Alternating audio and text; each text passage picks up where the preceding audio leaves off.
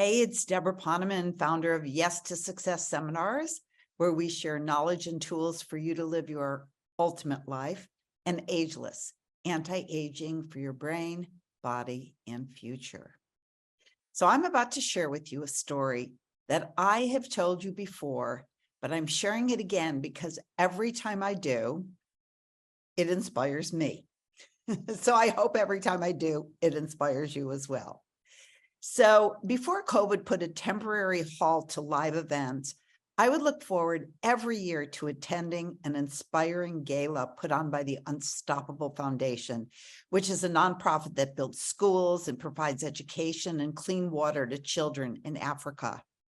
And every year, the Unstoppable program was filled with the celebrity who's who, big names like Nelly Furtado and NFL Hall of Famer Warren Moon and Dylan McDermott was there one year, Maggie Q was there one year, even the iconic Paula Abdul. But no one has ever inspired me more than a young girl from Kenya who flew in to share her story at the gala in 2016. Her name was Susan, and her life was typical of girls in her community, fetching water, walking for miles, helping her mother cook and care for her younger brothers and sisters until she was a young teen, at which time she'd then be married off and begin having babies of her own. Susan's impoverished village had no school. In fact, the closest school was almost 8 miles away. And there were no cars in her part of Africa. So very few young people went to school in her region, especially if you were a girl. Only through sheer determination was she able to complete primary school and graduate at the top of her class. Susan had worked incredibly hard as her dream was to qualify to fill one of the only 40 positions available for schools out of the almost 1,000 who applied to the only secondary school for girls in the entire region.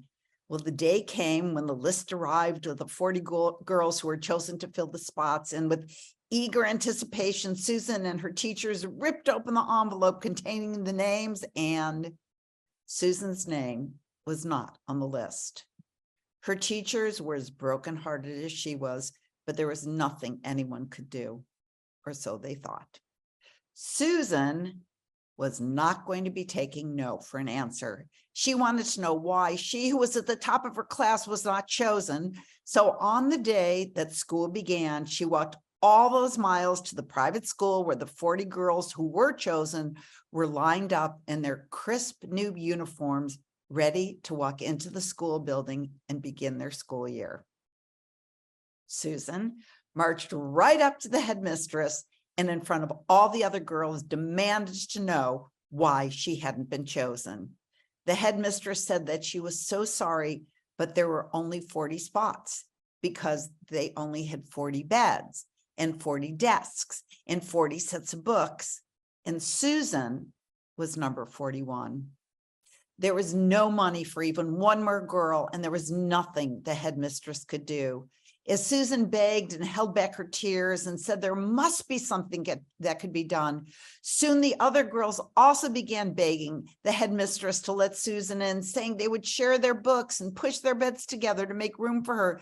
They offered to share their uniforms and to give Susan their desks, and they would sit on the floor, but please let her in. Well, perhaps you could figure out the rest of the story, since Susan was flown in from Kenya for the gala to thank the donors for supporting the school, as she had just graduated number 1 in that secondary school class and was on her way to nursing school. What struck me most about the story was how fearless this young girl was. She didn't care if the other little girls laughed at her. She didn't care if the headmistress reprimanded her and sent her home. She didn't care if she looked like she was begging. She knew what she wanted, and she was fearlessly determined to make her vision come true. How many times have you let fear stop you? How many times have you backed off and shrunk with the first no? And worse yet, how many times have you let other people's opinions or what you think they're going to think about you cause you to let go of your dream? Would you have had the courage to do what Susan did? Or would you have just accepted your fate? Fear will always be there no matter how successful you become. Success doesn't mean you'll never be afraid. It simply means that if you really want to live a life you love, a life filled with true success, you can't let the fear stop you. So I invite you to notice what you do when you're faced with fear. I do a lot of things like feeling where the fear is in my body and breathing into it and thanking it. I ask what it's there to teach me. I ask myself, how can the situation turn out better than I could even imagine? But most of all, I think of Susan and I ask, what would Susan do? And then I move courageously forward, knowing that everything I want, everything you want, every dream you hold is waiting for you on the other side of that fear. And I'm going to end with a quote from Mandy Hale, who is the author of Single is the New Fabulous. And her quote goes like this: "It's okay to be afraid.